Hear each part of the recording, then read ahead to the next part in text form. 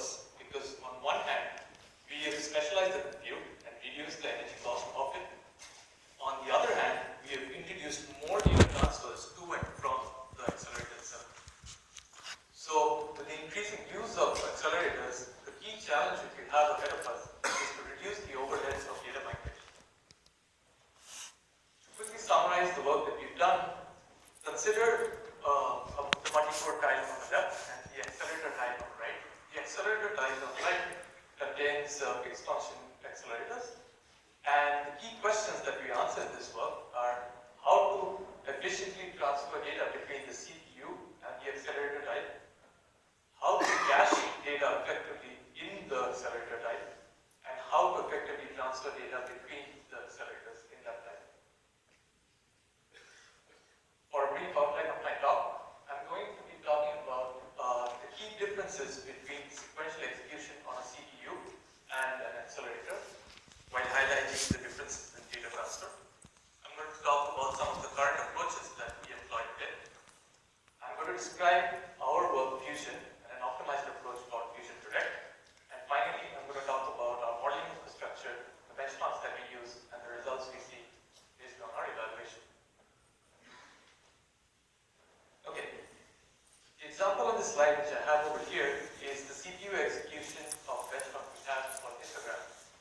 It performs contrast enhancement, and it has 4 sub-functions which you see on the top left, functions 1, 2, 3, and 4. So the block diagram on the right shows you the CPU with the function 1 executing on it, and it consumes the input image, highlighted in blue, and produces the green piece of data, which is the temporary piece of data. Okay. So when you execute function 2, the data which function 2 consumes is already present in the cache hierarchy. And again, when you move on to execute function 3, the data is again consumed from the cache hierarchy, and the new item of data produced is again stored in the cache hierarchy. Finally, function 4 executes, which produces the result. So the key point which I'm trying to get across here is that caches capture the locality by supplying data to these functions as needed, and coherence takes care of moving the data around if required. Right? And now we look at how the same program executes on an accelerator. Over here, we have the CPU tile on the left and the accelerator tile on the right. We've kept the caching and the storage structures on the accelerator tile nebulous, as I'm going to discuss very specific designs as we go on. The key thing to note over here is that we've mapped function 1 to accelerator 1 and so on and so forth for each of these 4 functions. Okay. So we start off with the input image in the CPU cache hierarchy. So the first thing we need to do when accelerator 1 begins execution is to transfer this piece of data through accelerator 1. Once it finishes executing, it produces another piece of data, which then needs to be transferred to accelerator 2. Once accelerator 2 finishes executing, you remember we produced another piece of data, and both of these now need to be shipped to accelerator 3. Finally, accelerator 4 is going to take one of the items of data and produce the result. Now this result now has to be transferred back to the CPU. Okay. So the key things I want to distinguish over here, that the data needs to be transferred across the tiles when you're communicating between the CPU and the accelerator, and between accelerators themselves. So the key question which comes to our mind when talking about reducing all of this extra data movement, which we saw in the previous slide, is why don't we just build a monolithic accelerator? So the monolithic design is great because you don't have to deal with local communication anymore. However, you no longer have data path reuse, and you need to provision contextual local memory within the design, which is not reused by any of the other units. However, if you use a modular design, you can exploit the data path reuse, and the cache-based implementation complements this by making sure that the data is moved around implicitly without funding the problem software. However, it does introduce a few key questions, and they are: how do you do efficient data migration, coherence, and version memory? And these are addressed by our interactive fusion.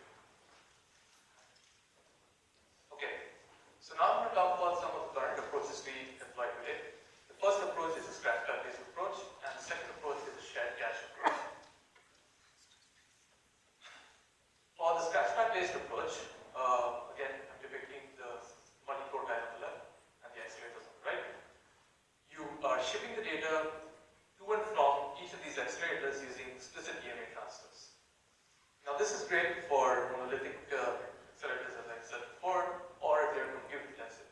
However, if you have fine-grained data sharing between the CPU and the accelerators, this is not such a good idea. Again, if you have localized inter-accelerator communication, you often end up with a situation where you're ping-ponging data back and forth between the accelerators and the CPU. So let's look at an execution timeline for the scratchpad approach to see what's happening. So the dotted line here represents the multicore accelerator time boundary. The last level of cache is present on the left, and you have the accelerator and its local scratchpad on the right. So the first thing that happens is that you have a DMA transfer which transfers data from the last level of cache to the scratchpad of the accelerator before it starts executing. Once the accelerator starts executing, you find that subsequent accesses are then serviced from the scratchpad itself. So the scratchpad captures the short-term locality present in the functioning accelerator. Once it's done executing, you have another DMA transfer which transfers the data back to the last level of cache. Finally, when the next accelerator starts executing, you have another pair of DMA transfers which make sure that all the data needed by accelerator 3 is present in its scratchpad. And the key thing to note over here is that there is an extra DMA transfer required which takes place across the time and in order to get the data to accelerator 3. Finally, when the work is done, we need another DMA transfer to transfer it back to the last level of cache. So the key issue which I want to point out over here is that the inter-accelerator transfer crosses the time boundary. So the next approach which I want to talk about is the shared cache approach. Note that we note all caches on the accelerator tiled as X's, L1 X's or L0 X's. Okay, so starting from the scratchpad based design, what we're going to do is we're going to remove the scratchpads and instead put in a large L1X which is shared across the accelerators, and all the data movement across this hierarchy is coordinated by the message protocol. So now what we've done is we've enabled sharing without DMA between the accelerators. However, every access now incurs a higher penalty because you're looking at a larger L1X structure. So let's take a look at the execution timeline for the shared L1X approach. Again, we have the multicore accelerator time boundary with the dotted line. And what we've introduced now is shared L1X with the red line as you can see here. So when execution begins with accelerator 2, you have these misses which go across the time boundary. But the data is fetched and cached in the shared L1X. One key thing to note over here is that there is no local private storage. So each access issued from accelerator 2 now needs to look up the shared L1X to get this data. Alright. So when accelerator 3 starts to execute, we have again accesses which are issued from the accelerator and are serviced by the shared L1X. And the key point over here is that the inter-accelerator reuse is captured by the shared L1X. So the key issue with this type of architecture is that every access incurs the penalty of accessing the large L1X. So let's look at how we address these issues with our approach for fusion and the optimized approach to fusion grid.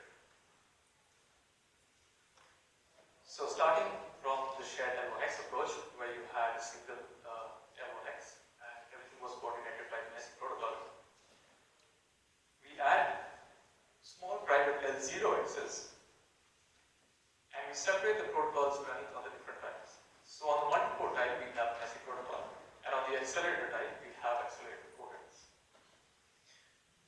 Finally, these protocols operate on physical addresses on the multicore type and virtual addresses in accelerator type. The translation takes place between the L1X and the LNC for misses or forwarded requests. There are more details regarding the translation as well as our choice of virtual addresses for the accelerator type in the paper. So let's take a look at the execution timeline. So again, starting from the shared L1X approach, we already have the red line over there. So the key thing we're going to do here is we're going to introduce the small L0X. Now when execution begins, accelerator 2 is going to issue the requests. These are going to be time misses as before,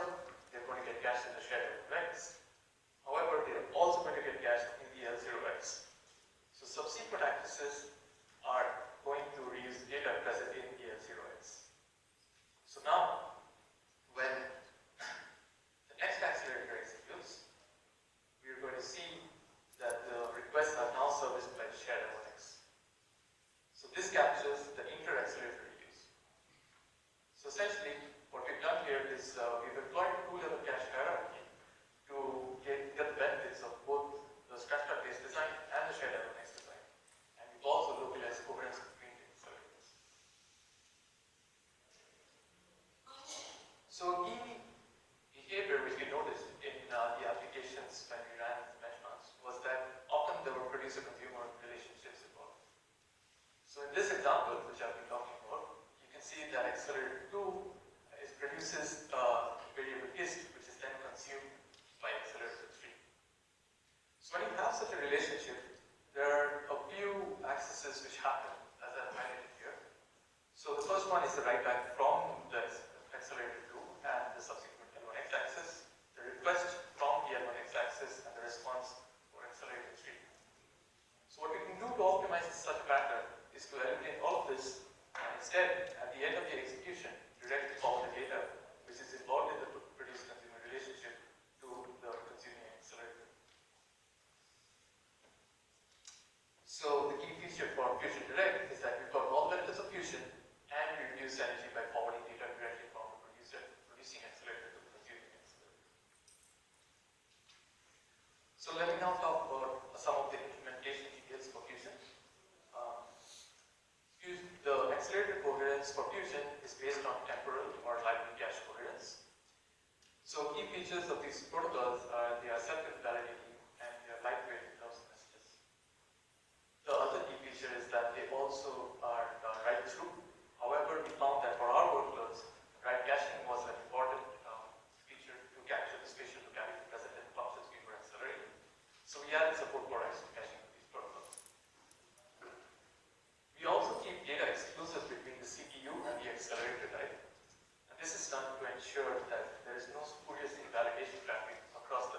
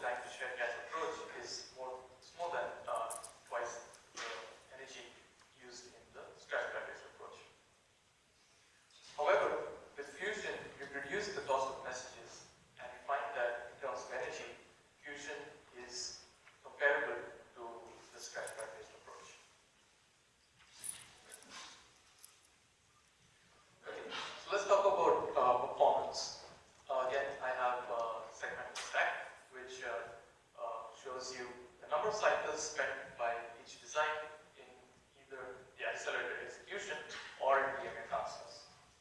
Also, note that we've omitted the shared cache approach in this graph because it seems that it's not a very energy efficient approach. So the key idea over here is that as soon as you eliminate DMA, you improve performance. So for the scratchpad-based approach, the DMA is blocking, and you can only start execution after the entire transfer is complete. For Fusion, you can overlap the memory accesses with the compute and thus gain performance. Okay, for Fusion Direct, let me remind you what we were doing here is essentially removing the extra transfers which happened via the L1X and now forwarding it directly from the producer to the consumer. And we found that for the accelerator caches, for our benchmark FFT and tracking, we were able to save 6.5 and 1.5% of the energy respectively. And for the links, by 17% and almost 6%. There are some other evaluations which we have present in our paper. We found that write-through versus write-back caching is an interesting trade-off when coherence starts to dominate. Additionally, we also looked at a few different designs for the sizes of the caches present on the accelerator type, and we found that even provisioning for a larger L0x, which is 2 times the size, and an L1x, which is 4 times the size, resulted in a 48% increase in energy, but a negligible increase in performance.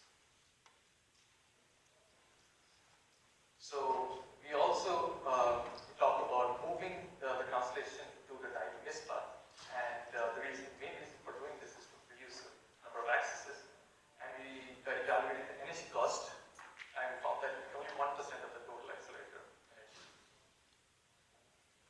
Okay, to summarize, we found that managing data movement and locality for accelerators is important if you want to retain the energy benefits of these accelerators. We've shown that two-level cache hierarchies coupled with a lightweight coherence protocol is useful in this scenario. We evaluated our design fusion and highlighted the trade-offs between data movement strategies and accelerators. So I'd like to thank you for your time, and I can take questions you have.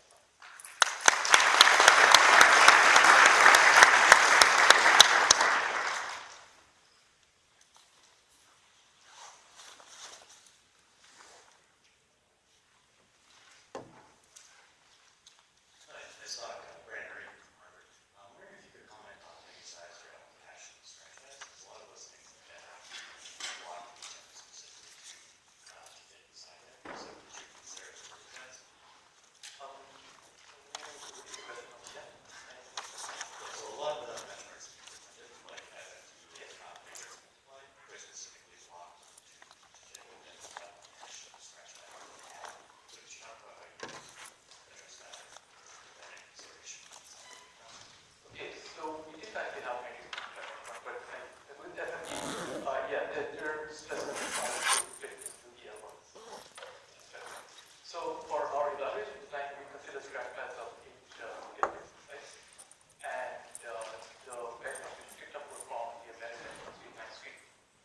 So we just used the cloud configuration. So I'm not, so cloud configuration wasn't optimized for this design.